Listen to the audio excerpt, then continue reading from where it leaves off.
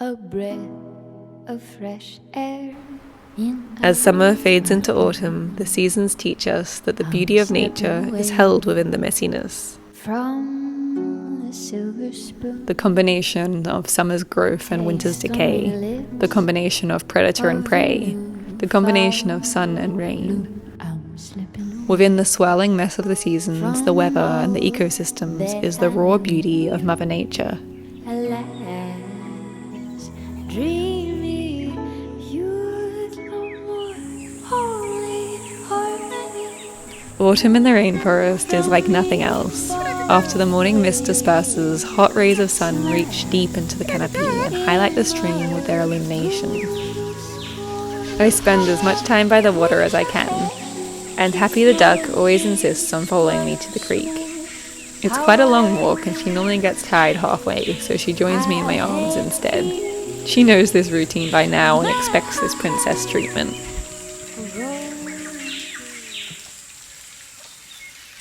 Since I moved home 5 years ago now, I've spent so much time in these waters. Sometimes I think I should get bored, endlessly staring into the stream, but I never do. Today I found myself gazing into the water, thinking about nothing and everything. The reflections shifted with symmetrical movement, a swirling mess of sky and trees and sunlight. The water's erratic fluidity teaches me that nothing in nature is perfect. The fluctuations, changes, and impermanence are what create the beauty of the world. In times like this, my aspirations for perfections just fade into those reflections, carried away by the ripples and motion of the water. I become empowered in the understanding that, like nature, I too am perfectly incomplete and beautifully imperfect. I've been thinking a lot lately about how up until a few hundred years ago, mirrors would not have been commonly used and the majority of people would have never seen a sturdy image of their own reflection. Only soft waters or the back of a silver spoon would give a reluctant reflection of yourself. Now, with a phone in everyone's hand, a camera capturing every moment, and a mirror in every home, I wonder if we're too close to our own reflection. For so many years, I thought of myself as ugly because I didn't fit into the stereotypes of Western beauty ideals. Social media, magazines, and just existing as a teenager in this world made me start to notice things that I hated about my appearance. Thousands of so-called imperfections pointed out by trends or makeup companies or fashion brands. It's funny because personally, I don't find any of these things ugly in others, but I was taught that they were wrong, and this was deeply ingrained in my sense of self for far too long. So now I think about the days before mirrors, when you would have only known your own appearance by the reflection in others' eyes, by the warmth you radiated, or by the smiles you spread, and this knowledge makes me love my own reflection.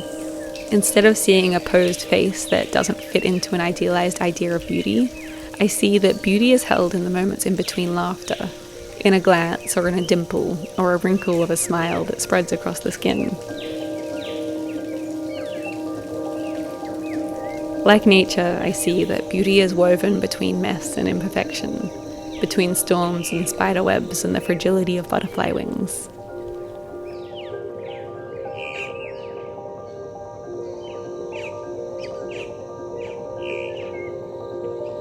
Creating art is the greatest reminder of the beauty found in imperfection.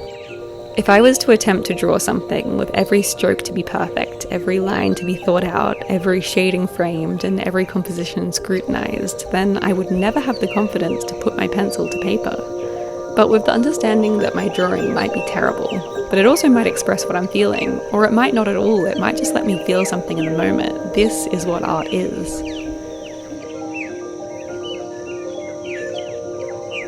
Julia always whispers words of wisdom as she paints, and I remember one day she told me that anyone who strives to be the next Hokusai, Van Gogh or Munch would simply fail because you can't achieve success without actually expressing yourself.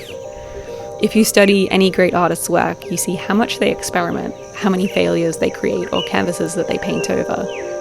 But often it's the artworks that artists themselves hated that find resonance with the audience.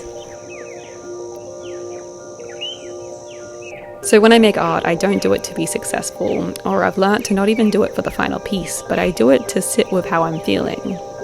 No drawing that I've ever made is perfect, and lots have streaks of erasers or smudges from my overexcited handprint. But each drawing, even a scribble or a shredded page of my sketchbook, each one has let me express something.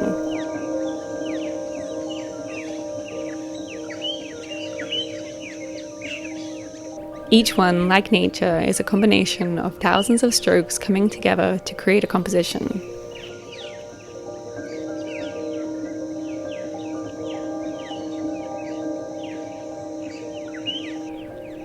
I guess this applies to most things in life too. As much as I wouldn't want to admit it in the moment, probably every mistake I've ever made I've learned something from. Failures, messiness, and imperfection create lessons.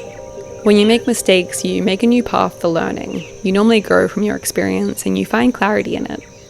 A drawing consists of 1,000 tiny strokes of pencil, and a life consists of 1,000 tiny moments.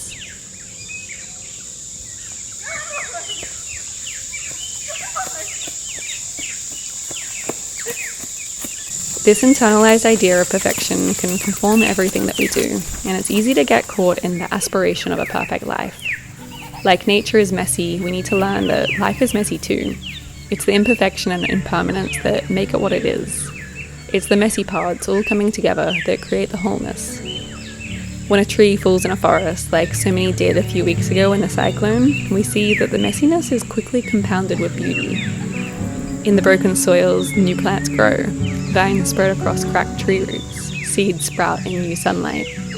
Things can't be perfect, and they never will be, but in the messy unsurety of it all, this is where beauty is found.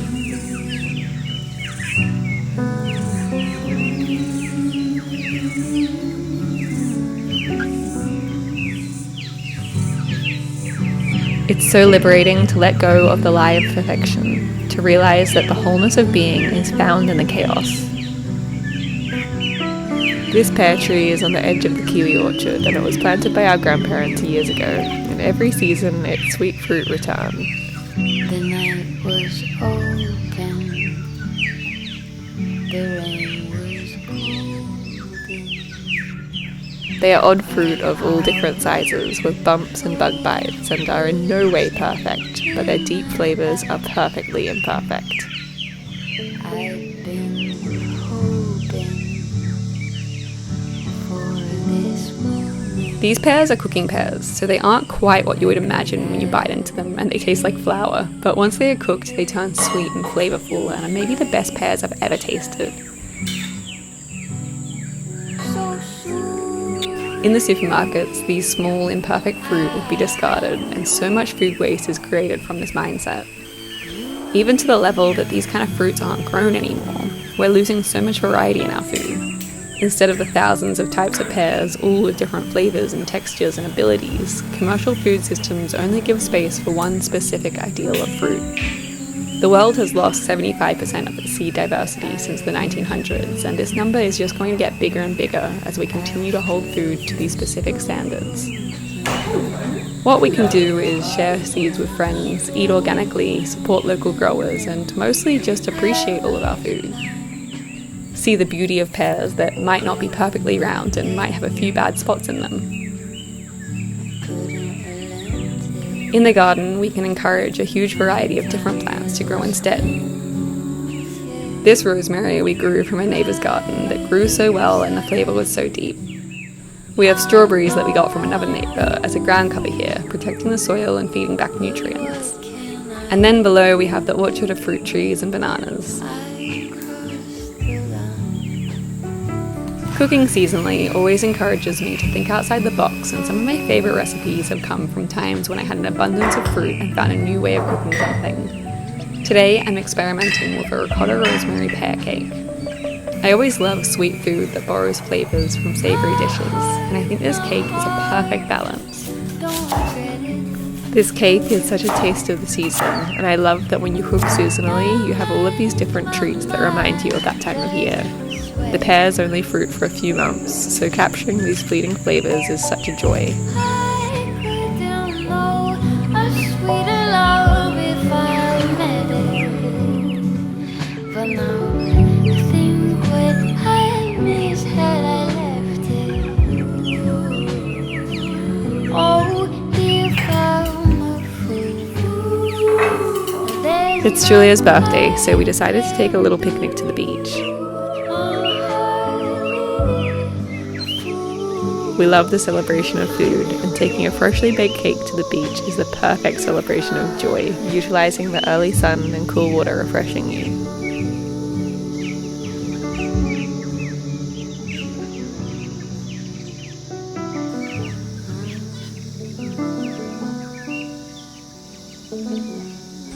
There is a secret spot that has a small trail that leads to a beach on the river outlet. This is the same river that flows from our home, and eventually from the winding waterfalls and creeks flowing through the mountains, it meets here, where it joins the ocean.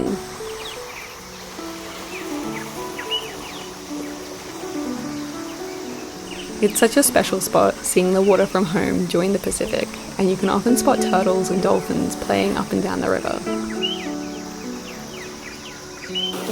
It's the perfect birthday spot to just slow down and celebrate Julia, swimming in the river and appreciating the year we've had.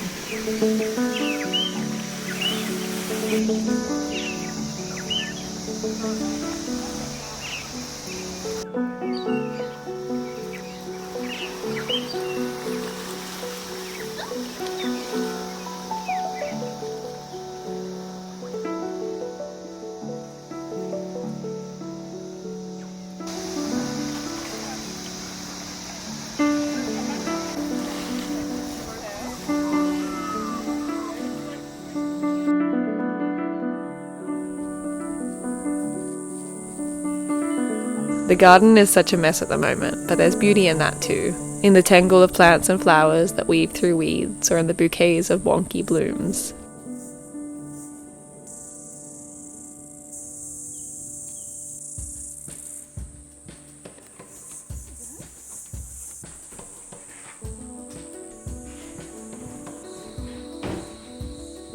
It's our friend's little 2-year-old's birthday tomorrow, so I'm gonna make him something. I love making gifts because it's so much more personal than buying something. You can put so much love into it, and the hours of work communicate this too. This is what I'm looking for. Got kids' hankies. There's many sections of handkerchiefs. I've got old man hankies, I've got floral pastel hankies, I've got more old man, more floral, then I've got like different deeper colours over here, then I've got cheaper replica hankies. I've got novelty hankies that are like souvenirs from different places in the world. And then there's like white hankies over here. And then kids hankies, which is what I'm making things out of today. This one is so cute. This is probably my favourite handkerchief that I've ever seen. It is so me. It's a duckling with a butterfly on its head and then different flowers. Is that not the most me thing you've ever seen? I'm using a tiny shirt that I borrowed for sizing, and I'm just placing hankies on it so that they fit, so that I can make a pattern. I've never made kids' clothes before, so this is a first, but I'm already so inspired by the process. Sewing with zero waste is a way that I can acknowledge beauty in the broken and find perfection in the imperfection. These handkerchiefs I found in the back corners of op shops, and whenever I buy them, they cost about 20 cents, and the op shop woman laughs that someone is finally using them. They are broken and fraying, but they have so much beauty in them too. Hand-embroidered animals and beautiful printed scenes. The fabric is soft and lightweight, and the colours are so vibrant. I feel so much inspiration in the process of making these hankies loved again, transforming them into something useful and beautiful. Cutting is always the scariest part. I make sure to utilise every corner of the hankies so that only a tiny bit of waste is trimmed away. The little boy I'm making this shirt for loves Beatrix Potter books, so I'm making sure to frame this one perfectly on his back. Okay. This is a shirt that I made for an assignment when I was in uni, and I use it as a basis to remember how to make a collar. I'm not going to make a proper collar for this shirt because it's just a cute kid's shirt, but I'm going to use just the basis of this collar to trace and make a little kitty collar. To make it small enough for a kid's collar, I'm taking 6 centimeters out, so 3 centimeters from either side. And then I'm going to use the leftover scraps of these fabrics, and it's going to be less of a pointy collar, more of a square collar. Zero waste sewing is my favourite way to live sustainably, but sometimes I feel like there's 1,000 ways that I'm not doing enough for the environment. I used to attempt to live an eco-conscious life perfectly, in terms of my diet, plane travel, consumption habits, and just about everything. So quickly I realised that this wasn't enjoyable, it wasn't attainable, and it just wasn't possible long term. Letting go of this perfectionism meant that I could focus my efforts where the world needed them and where I thrived. I am far from perfect. I still catch planes now and then, but I do spend most of my days regenerating the rainforest. I buy too many clothes, but most of them are from op shops. My little car uses petrol, but it's a tiny engine that has great fuel efficiency. I live sustainably, but in a messy way that isn't flawless or absolute. I always love the quote, "We don't need a handful of people doing zero waste perfectly, we just need millions of people doing it imperfectly." This is the cutest thing I've ever made. Not to be dramatic, I actually think it's my most favourite thing I've ever sewed. I'm just going to add a few buttons now, but then it's completely finished, and then I'll give it to him for his birthday tomorrow.